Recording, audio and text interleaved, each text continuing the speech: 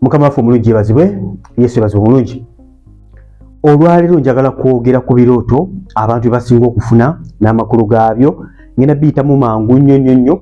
Ebirooto ebisinga bye ngenda okwogerako nakola dda video eziri separate ezinyonyola ebirooto ebyo. So obanga tokitegedde bulungi kiba kirungi n'oddayo n'olaba video gye nakola ebeera mpanvuko ng'eyongera okuba ng'ennyonnyola ekirooto ekyo in details. Okay? Ekirooto kye ngenda okutandikirako ekisookera ddala. Okay, bino ebirooto byomanga bigenda okwogerako n'ebirala. Sookera ddala okulota ebyennyanja, okulota muwogo, okulota kasooli,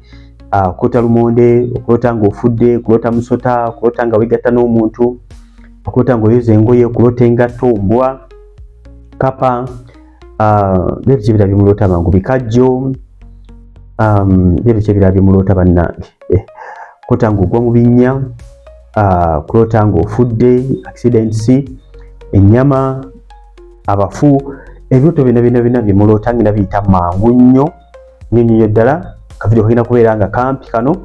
naye nkugambye ebirooto ebisinga byengenda okwogerako nakola video nga mpanvu ngyogera ku kirooto kimu ku kimu. So ekisookera ddala tuzatandike ku kirooto eky'okulota ebyennyanja. Ekirooto kiri so common, abantu bangi nnyo abakiroota. Ekirooto kino bw'okiroota mukwano gwange kiba kitegeeza ki?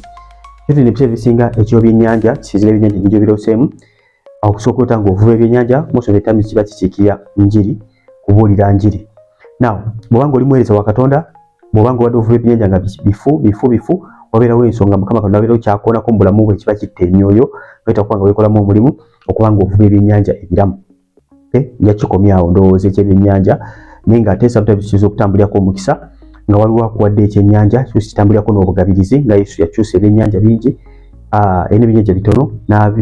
n'akola ekyamagero n'afeedinga abantu almost 5,000 sometimes 3,000 abantu bangi nga tebabaze n'abakazi n'abaana. So kinnya kitambulirako obugabirizi ate kitambulirako okubuulira enjiri okusinziira ekyoto kya kifaananyi. Ekirala osobola okuloota nga ndoza kasooli gwe tuba tugendako. So okulota kasooli, olota kasooli ebiseera ebisinga kasooli akitambulirako okusaba n'okusiiba, kasooli atambulirako omukisa oguli abundant nga omanyi nti omuno gwa kasooli gubeera gumunene nga guliko empeke nnyingi nnyo. Na mu kirooto ekya kasooli kirina okwetegereza kasooli yabadde afaanana atya, eminwe emeka gye bakuwadde. Ebiseera ebisinga by'oba nga osobola okubala eminwe gye bakuwadde mu kirooto ziba zinakuza kusaba na kusiiba. Mukama waffe omulungi yeebazibwe nnyo. Ziba zinakuza kusaba na kusiiba. Oluusi ng'omenyeemu ebitundu mu kasooli, ebitundu nga 3 bw'otyo, ziba zinakuza kusaba na kusiiba. Sometimes oba ng'osharinga n'omuntu ng'omuwa kasooli ng'omenyeemu n'omuwa, so okubeera very direct ng'oleeta okuba ng'oyamba omuntu ng'omublessinga n'ebyo by'olina, ate so okubeera mukwano gwange nga kya kusaba na kusiiba ebitundu ebyo omenyeemu. Oba muweereza wa Katonda n'otanga omenya ebitundu bya kasooli ng'owaako ba church members, kiyinza okubeera ennaku Mukama Katonda z'abagambye okuba nga muyingira okusaba n'okusiiba. Ekyo nakyo kankikomyawo.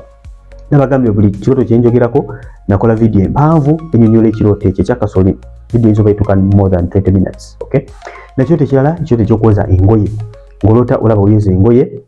nakyo nakola video ekwatagana ku kwoza engoye. Bw'otanga olaba oyoza engoye mukwano gwange, manya nti mukwano gwange ebiseera ebisinga Mukama Katonda aba akulaga nti waliwo obutali butuukirivu, waliwo okwenenya okwetaagisibwa. Ngoye zaani z'obadde oyoza, zabadde za pastor wo, zabadde za mukwano gwo, sometimes Mukama Katonda bagamba kwenenyeza ku lw'omuntu oyo. Sigamba nti genda weenenye nti olina kye wamukola, nedda, oyimirire mu kituli weegayirire ku lulwe. Mukama anoonya omuntu ayimirira mu kituli okwegayirira ku lw'omuntu oyo asobola okuba nga afuna ekisa maaso ga Katonda. Sometimes oyinza okulaba ng'olugoye lwo lukyafu lwoyoza kuba kwegayirira kuba kwenenya ku lulwo. Sometimes osobola okubeera ng'oli ku kyaki olaba mwoza engoye, sometimes kyetonga ekyo Mukama Katonda bakuyita okubeera ng'obeera omwegayirizi. So wabadde oyoza ngoye zaani, wabadde oyoleza engoye zabadde zeewammwe, Mukama ayinza okugamba kwegayirira ku family yammwe. Nakola video ekwatagana ku ngoye eri detailed bulungi nnyo. Buli kyonna kyotategeera wano dduka mangu teekamu kyonna kye njogeddeko. Okulota ebyennyanja kitegeeza ki? Brother Steven ojja kuba ng'otegeera bulungi nnyo amakulu g'ebirooto. Namikwano ndi mulokola bawulira neyita Brother Steven, oba ndi mukatoliki oba ndi ki, neyita brother kubanga tuli baluganda nze naawe mu Mukama waffe Yesu. Oli muganda wange nange ndi muganda wo. Okay? Ekirooto ekirala kyengenda okutunuulira okulota pupu.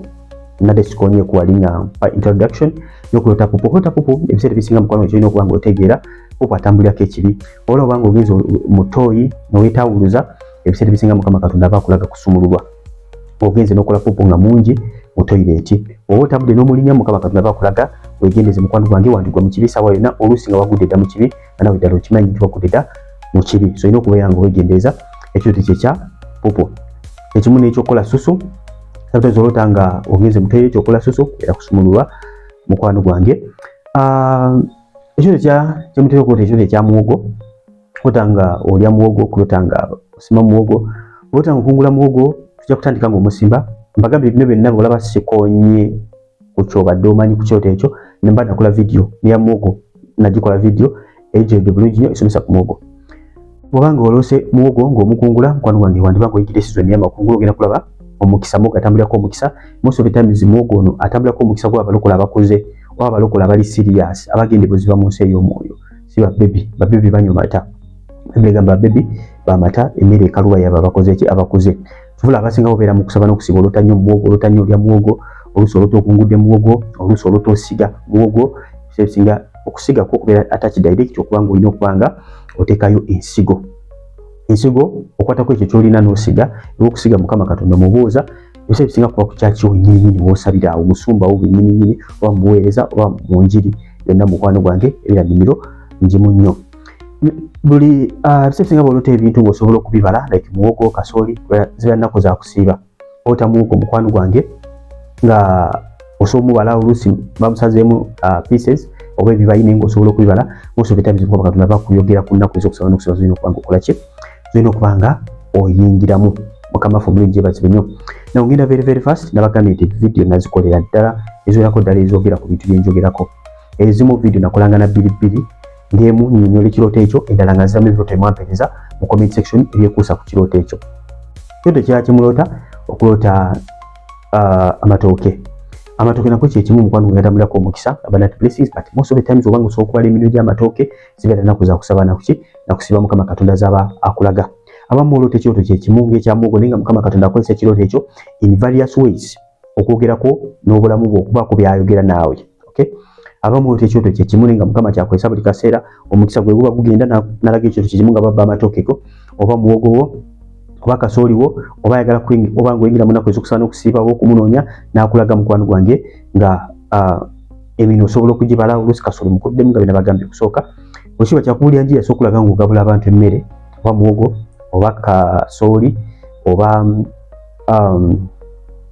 kyekyakyenayigidde lumonde ng'ogabira abantu ng'ofumbye emmere ng'ogabira ki abantu ebisa ebisinga kiba kyoto kya buweereza but byugani byobuweereza oddangayo n'obuuza Mukama n'akunnyonnyola wali totegedde makulu ga birooto byolose ng'omaze okulaba video zenkoze buuza Omwoyo Mutukuvu mukwano gwange kisita oba ofunyeeko hint n'abasobola okuba nga akunnyonnyola Omwoyo Mutukuvu naye obanga oze wano ku video weebuuze ku Mwoyo Mutukuvu mukwano gwange abe ng'akola ki akulungamya just tofollowinga buli kimu kyonna just like that kwaki ebirooto bisobola okuba nga bifaanagana naye nga bitegeeza ebintu bya njawulo but almost mungi eyinza okubeera nga yeemu concept eyinza okubeera nga yeemu so tokwata bukwasi ki tokwate wano ku bino ebirooto neddala ku Mwoyo Mutukuvu akole ki akulungamya Bible egamba do not believe every spirit kitegeeza temukkiriza buli mwoyo gwonna no test every spirit to see if it's from the Lord kebeera buli mwoyo gwonna olabe nga mutuufu ekyo kyokkiriza oba kyotegedde nga n'omutukuvu kyakola ki kyagamba ekyo kiraba kyetulota kulota ng'ovuga emmotoka mukwano gwange ebiseera ebisinga emmotoka eyo gy'otanga ovuga etambula oluusi ekikira obulamu bwo oluusi ekikira obuweereza kisinzira mukwano obulamu bwo buli oluusi obadde weebuuza Mukama ku kintu n'otanga ovuza emmotoka ne crashinga Mukama Katonda bakulaga ekito kigenda kubeera very successful kotanga oluusi omuntu abadde akujetinga n'olota nga kuvuga bulungi Mukama Katonda bakulaga magenda make balungi video nagikola ekwatagana kuvuga ofunye accident roadblocks n'ebirala mu video ejja kuba nga okola ki obisanga musagala nnyo video ni wanvue nenjagala bawa hints ku birooto byonna sobola okuba nga obitegeera wota mukwano gwe ng'olina omufu omuntu nga yafa naye n'omulota mu bulamu bwo omanya nti mukwano gwe omuntu avudde mu bafu aba alina byazza okuzikiriza mu bulamu bwo kyonna ky'omuloteddemu obadde olina ky'osabira obadde olina kize mu bulamu bwo n'olota omufu oluusi obadde ogenda bwe n'olota ng'abirimu yakola ku immigration yakola ku passport yo yagikutte yakola ki ali mu nnyonyi mw'otudde ali mu mmotoka mw'otudde yakutwala manya nti bigenda kufa naye ate ekirungi nti Mukama Katonda bakulaze osobole okuba nga oyimirira oteekuza omulaba esitaani aze okuba nga azikiriza ebintu by'obanga omumanyi most of the times atambulako emirimu gy'ekikeja birondera obuzaalwana n'omusaayi ekyoto ekirala mulota ente okulota ente ebiseera ebisinga nawe ekyoto kino ekyeto olina okubeera very careful okay waliwo ente zitwala mu kirooto mu Bayibuli yalota ente ennungi n'ente enkovu ne zirya ente ennungi kabaka yakirota Yusufu ekyoto kino yakivuunula ng'alaga ente ennungi gyali emyaka 7 egigenda okubeera emirungi ate ente enkovu nga zikikirira emyaka 7 egigenda okubeera emibi nawo bawesterners abasinga balunzi ba nte asooka okulota ente naye nga zikikira mukisa naye nga most of the times ente mu kirooto zikikira emyoyo emibi okay don't get confused ente mu kirooto zikikira ki emyoyo emibi so aluso oluta nyingi naye ng'olaba mulimu ente eyemu ekutunuulira nduusi n'ekugoba oyabeera kalondoozi. Okay, video ekwatagana ku nte nayo nagikola osobola okugenda n'ogisakinga n'oyongera okuba ng'otegeera bingi ebikwatagana ku nte. Okulota ng'oyera abamu olota oyera ebiseera ebisinga nga bulaba nti obeera kasasiro obeera kasasiro Mukama Katonda kwayagala obe ng'ojja mu bulamu obwo. Oluusi abamu oyera ku kanisa Mukama bagamba kwegaira ku kanisa, oyera mu nyumba y'omuntu oyo Mukama Katonda bagamba kwegaira ku omuntu oyo, oyera kasasiro oyera kasasiro mu nyumba yo nanya mukwano gwange Mukama Katonda akugamba nti waliwo ebintu byetaaga okuba ng'ofulumya. Oluusi ebintu ebyo tebyetaaga just kwegaira begezi, byetaaga kukyusa bikolwa byo actions. Waliwo kasasiro kwetaaga okuba ng'ofulumya. Of course buli wobanga okyusiza ebikolwa byo ngadewe n'ensembi n'okuba ng'otambulizaako n'okweninya kubanga tewali kintu kyonna kigenda kuvaawo okujjako nga weeninyiza. Changing your behavior tejjaawo kibi mu maaso ga Katonda, nedda. Waliwo process ekujjawo ekibi kyo maaso ga Katonda okuyita mu musaayi gwa Yesu. Awatali musaayi Bayibuli egamba tewali kisonyiwo kya bibi. So okukyusa obukyusa enneeyisaayo ng'omuntu ogamba nze naleka kino naleka kiri obanga teweeninye ebyo bikyaliwo mu maaso ga Katonda. Ensonga lwaki Yesu yajja n'okusasula omutango singa okwenenya kwokka kwali kukola nga tewali musaayi gwa Yesu singa kya kukyusa bukyusa bikola Yesu teyandikoze ki teyandize. So you have to understand that equation solving ekibi tambulako omusaayi mundagani kade bali kukozesa musaayi gwa bisolo mundagani pya tuyine sadaka emyoka ey'omusaayi wa Yesu. Ebyo tebera bimulota mulotanga okima amazzi n'okukima amazzi mukwano wange kubeera kunoonya mafuta wakunoonya mafuta ki ekituuse ku mazzi gobadde ogenza okukima bw'obanga waliwo obuzibu n'ekidomola oba ekintu kyonna kyobala tute oba bucket okukima amazzi nanya mukwano gwange Mukama Katonda akulaga gwe ng'omuntu you are the vessel gwe omuntu receiving amafuta. Obuzibu bwonna buli ku kidomola ekyo manya nti mukwano gwange Mukama Katonda bakulaga obuzibu buli ku vessel gwe ng'omuntu Mukama bw'obanga ekuliko ebituli mafuta gayiika amazzi gayiika nanya mukwano gwange Mukama Katonda ayogera naawe nti you are not a good vessel tosobola kodinga mafuta gayiika onoonya Katonda osiiba osaba naye waliwo ebituli ebiyiwa amafuta go. Yesu agamba tasobola kuteeka mwenge musu mu maliba makadde cannot anoint old vessels. Amafuta Yesu bagenda okubanga batufukako olina okubanga mukwano gwange ng'eddiba lyo lidiziddwa bujja. In other words ng'odiziddwa bujja so okubanga kufukako amafuta genda okubanga kwongerayo wadde mu kusaba n'okusiiba oluusi n'okuva n'ogwa mu kibi oyinza okweta ng'oyiye amafuta oluusi obadde mu busungu obadde mu kuyomba n'abantu osanga oyiwe ki amazzi oluusi osanga waliwo ekikuziyiza okusena amazzi manya waliwo omwoyo gwa hindrance okulemesa okubanga mukwano gwange otambula amafuta golina okutambulamu ng'omwana waki wa Katonda. Ekyoto ekyokusena amazzi nakikola bulungi nnyo kiwanvu nnyo ddala so ogenda n'obanga otunira ekyoto ekyo n'obanga ofuna amakulu gaakyo. Bwe kyoto olina kyenkonyeko nga mbagambye nti osobola okuddayo n'okitwesinga ku YouTube oteekamu kyonna ky'oloose. Okulota kino kitegeeza ki? Okulota mukima amazzi kitegeeza ki? Brother Stephen osobola nga otegeera amakulu g'ekyoto ekyo. Abamu mulota emisota kyetugenda okwatundako olota emisota seebisinga emisota waliwo amakulu ag'enjawulo osobola okuba nga mu butuufu omusota nga gulyo nga gukuziyiza okuba nga weyongere guli mu kkubo ebeera mu gwa hindrance osobola mu nyumba yo nga ogulaba naye nga tegukuluma naye nga naguliwo obutakufaako ebeera monitoring spirit. Monitoring spirit eyo kyekola nti ebiseera ebisinga ebe ku monitoring oleme kubaako wosukka era bulwawo okutita ey'amanyi obitegeera nti omusota ogwo bulijjo gulina kye gugoba. Abamu olota emisota nga gikuluma emisota gikugoba ebisinga emisota kitambulirako eddogo emisota olwo emisota gyagala kukubojja and most of the times obanga oliwo mu mbuku oba eri wammwe mu kyalo gye babaze kadi wazaalibwa most of the times emisota egiba kiikirira emyoyo gy'ekika osi mu nnyumba y'ewammwe ancestral powers gyeyinonda okuzaalwa naki n'omusaayi n'okuba ng'ogyokya. Okay, tugende ku bisaanyi. Ebisaanyi nabyo bikiikirira eddogo batera okulota ebisaanyi bikiikirira eddogo mulalu naye akiikirira eddogo nakola ebirooto ebiraga eddogo oyagala kubimanya still you can search. So ebintu ebisinga byonna mbikavalinze naye still abasigamu mubuuza kino kitegeeza so nesalawo mbe nga mbikoonako kimu ku kimu naye ng'okitegeere n'okitegeera nti nakuwa details eziwererako ddala ku byoto byonna byensinga okuba nga ndi mu kuexplaininga olunaku olwaleero. Osobola okutta ebibala video yonna gikola ebibala ebiseera bisinga ekituuse ku bibala ebyo ge makulu g'ebirooto sometimes osobola okulota ng'ebibala bikoze ki bivunze. Mukama Katonda bakulaga nti ebibala bye by'omwoyo bibulamu bitakuba ng'obala ebibala ebiri mu Magalatia 5:22 bitakuba ng'obala ebibala mu nsi ey'omwoyo. Abamu ebibala osobola byota naye nga bikiikira mukisa olaba olina ebibala nga byengedde ebibala birungi nnyo. Of course omuntu yenna abala ebibala bagenda kuba nga afuna ki omukisa mu nsi ey'omwoyo. Abamu tulaba ng'olina emiyembe mingi kamafu mingi bazibe abamu oba micungwa nga mingi ebyo byonna bibakulaga mukwano gwange ogwo mukisa. Bibala biba bivunze waliwo ekintu kyonna ekibirya mukwano gwange waliwo emyoyo giba nga gidestroyinga emikisa gyo. Jagenda video y'ebibala nagikolako bulungi nnyo ddala gyeri.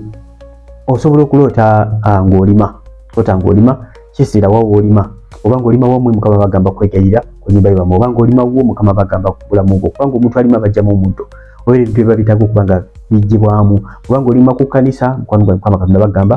kwegayira kuwe kanisa servisinga but I tell you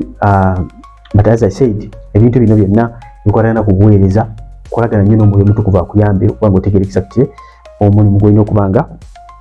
okola mukwano gwange mukama waffe omulungi yeebazibwe byoto kiba nebyesikonyeeko nga okiroota nnyo kota ng'ofudde ebiseera bisinga kubeera mwoyo gwakufa nga mukwano gwange waliwo emyeji kugoba nga jala kuba nga giyita obulamu bwo sometimes okubeera eddogo nga lisindikiddwa oba Satan himself nga plotinze kulaba nga azikiriza obulamu bwo Yesu atugamba alaba Sitaani gakangaki gakamisiyona tugamba tetutya kubanga twala amaanyi okusinga ye kitegeeza tulina amaanyi n'obuyinza buli kintu kyonna kyolaba ekiri negative olina amaanyi n'obuyinza ng'omwana wa Katonda okudistroyinga traps z'omulabe Sitaani zonna za programming ze eri obulamu bwo and omwoyo guno ogw'okufa ebiseera bisinga nabagamba oba ogukuba kubeerako n'omwoyo gwa backfire kubanga gusobola okukuleetako ekizibu n'otafa n'obutatuukiza mission yagwo nengera okuleeta permanent damage n'ofuka mulema nga teweesobola mukama waffe omulungi yeebazibwe nnyo kyekimu n'okuloota ennyama ebiseera bisinga ennyama etambulirako omwoyo gw'okufa ng'olota otunga ennyama ku misito olota ennyama eri fresh olota oli ebinyamanyama ebitategeerekeka ati most of the times ennyama ebitategeerekeka ebitambulirako nnyo eddogo mukama waffe omulungi yeebazibwe ate obeera ng'oli mu famire wammwe eri mutudde mulaba muli mukulya ebinyamanyama kubanga gwange zibeera ndagaano erina emyoyo gy'ekika gyogironda okuzaalibwa naki n'omusaayi kisinziira nyama wawe girose olaba lota ng'oli ennyama nga nnungi nyama nfumbe kapiraawo kawooma nnyo singa mukwano gwange kiyinza okuba nga ekirungi nga tulina okwegendeeza ebirooto ebyokulya evo olina okuba nga obyegendeeza nnyo bitambulirako nnyo omwoyo gw'okufiirizibwa nga Esawu yali akagoyo n'atunda obusika bwe so olina okubeera very careful n'ebirooto ebyo kyo kyakyenja okwongerako kirooto ekyokulota essaawa singa okulota essaawa mukama Katonda bakulaga nti ebiro n'ebiseera bikoze ki bituuse abamu olota ng'obudde bukukutte ngo running out of time ogenda okusanga obudde buyise mukama Katonda bakulaga nti mukwano gwange tomanaginga budde bwo bulungi abamu abalota ekirooto ekijja kwekanga essaawa z'okusaba bwe zituuka ebiseera bisinga tosaba obeera mu kwekkiranya nakyo kulota ekirooto ekyo mukwano gwange era gwekkiranye mu kusaba ebiro n'ebiseera bituuse mukama yagala kublessinga ne mukwano gwange oli munafu Yesu yagamba abayigirizwa muzokke musabe mugolokoke Yesu nga anaatera okufa yagenda n'asaba emirundi 3 mu kiro kimu nga asaba asobola okuba nga yinganga omusaalaba nayita abayigirizwa emirundi mingi muzokke musabe nabagamba kubanga emibiri gyabwe omwoyo gwabwe gwagala okukola ekirungi n'emibiri minafu kitegeeza nti gwe ng'omwana wa Katonda olina byagala okukola ebirungi n'omubiri gwo munafu bali ekigenda okuba nga kyempawalinga oba ekigenda okuleeta omubiri gwo okuba nga gukomplayinga n'omwoyo gwe n'ekyo kyagala okuba nga okolera Katonda okukwata omubiri gwo guteeke ku subjection ugende musaala kubanga musaala omubiri gufa mukama waffe omulungi yeebazibwe and you have to stay long enough until discerning until wowulira ng'otuuse ku level mukama Katonda ayogera naawe nobanga osobola okuba nga owulira eddoboozi si matter of talking novaawo n'ogera ne mukama Katonda bakwogerako naawe nakola video etuyigiriza engeri gyetulina okuba nga tusabamu ne tufuna results so ginoonya noba nga osobola okuba nga ogya mukwano wange ejja kuba nga ekuyamba nnyo naye ekirooto ekirala kyekyokulota engatto shoes engatto ezitambulirako amagenda ekiba kituuse ku ngatto ezo geba amakulu g'ekirooto oba otanga engatto erimu ebituli engatto tekutuuka manya nti waliwo obuzibu ku magenda go video ekwatagana ku ngatto eri bulungi nnyo gyaba ekuyigiriza ebikwatagana ku ngatto ezo oluusi ng'obadde obuuza mukama ku muntu ono ngende naye oluusi partner nosanga engatto tekutuuka manya mukama Katonda bakulaga nti siwuwo so olina okuba nga era weegendeeza nnyo ekirooto ekyo eky'engatto ekirooto ekirala kyekirooto ekyokulota ebisumuluzo nayo video nagikola ekwatagana ku bisumuluzo ebisumuluzo ebiseera bisinga bikigira buyinza Bible egira mu kitabo kya Isaya 22:22 n'ekisumuluzo kya Dawudi nkyeka ku bigabega byake mukama waffe omulungi yeebazibwe n'ekisumuluzo ky'ennyumba ya Dawudi nkyeka ku bigabega buli kyanagula tewali yakiggalira ekyanagala tewali yakigula esa ayina ekisumuluzo yabira n'obuyinza kyo kituuse ku bisumuluzo oweereddwa ebisumuluzo manya nti mukwano gwange mukama Katonda akulaga waliwo access waliwo olina okuba ng'oyingira bwobanga tosobola kugula omanya nti enzigi zikyali nzigula ey'obulamu bwo wetaaga okuba ng'osaba mukama Katonda okuba access ebisumuluzo by'ebika eby'enjawulo era ebisumuluzo bigula rooms ez'enjawulo just because olina ekisumuluzo kyekintu ekimu tekitegeeza nti olina ebisumuluzo bya byonna amaanyi n'obuyinza Yesu yagamba nti atuwadde tekitegeeza nti by default if you just talk anyhow ogenda kuba nga ofuna results amaanyi gakunoonya amaanyi gali mu kunoonya Yesu ono yatuwa amaanyi naki n'obuyinza bipawalinga omwoyo waffe kwita mwoyo mutukuvu gwatuwa mukama waffe omulungi yeebazibwe omutukuvu atuula munda muffe nakolagana n'omwoyo gwaffe nagwambaza amaanyi so okuba nga tukola ki tuwangula ebirooto ebirala kulota ngo ebikajjo sugar canes ebirooto ekyabikajjo kyo sinakikola bulungi nze nga nkyogerako ku several places nemba nga ndiplaying ebirooto byammwe abadde bambuuza ebirooto basinakola video eyofiisha ekwatagana ku birooto bingi yagikola but ebiseera bisinga ebikajjo bikiikirira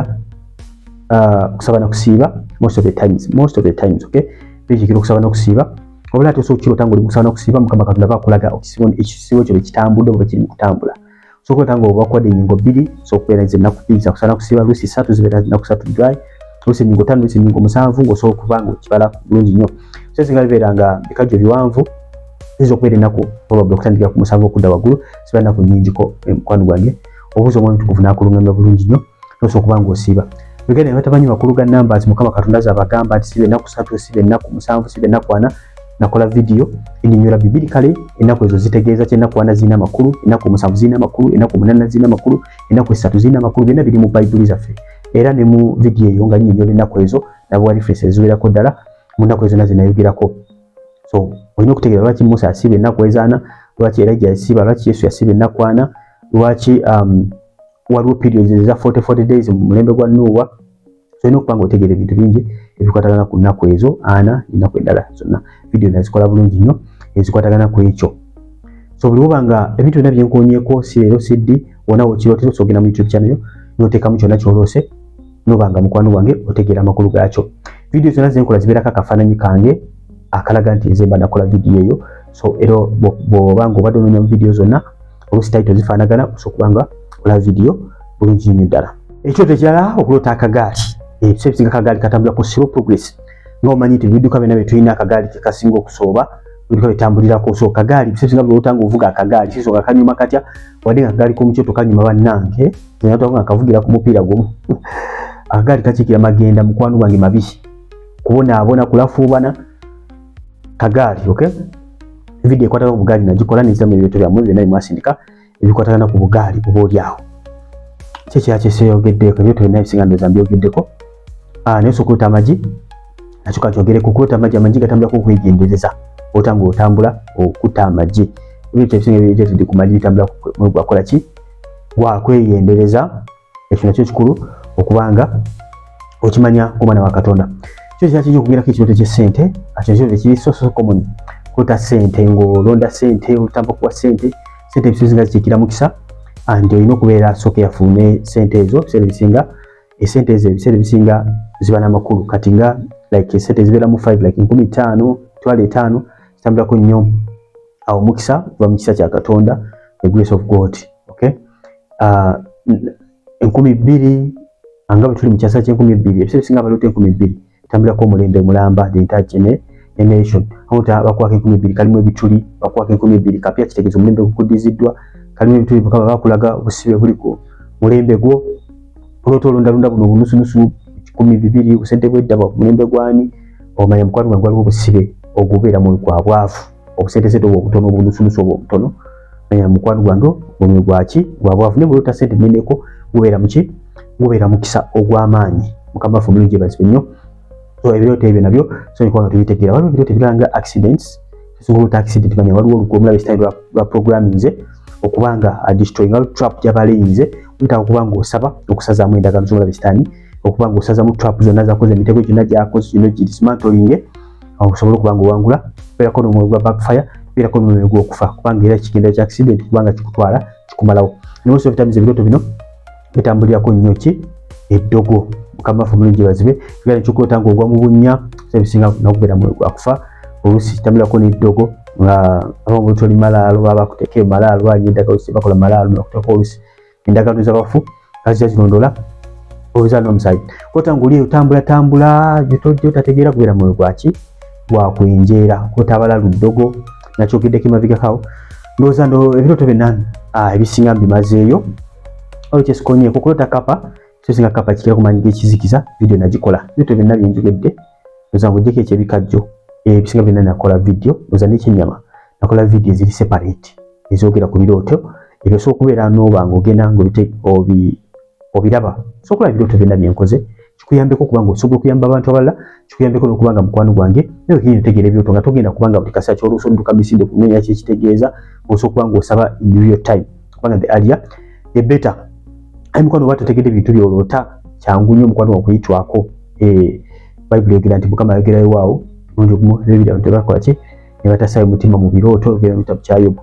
so kikulu nnyo okutegeera Mukama Katonda kyagamba okuyita mu kibirooto ate ebirooto ebisinga okubeera common Mukama Katonda byakozesa rarely abantu abamu tebatawana kwolesebwa abamu tebawulira na ku ddoboozi lya Katonda So Mukama Katonda asinga kukozesa ki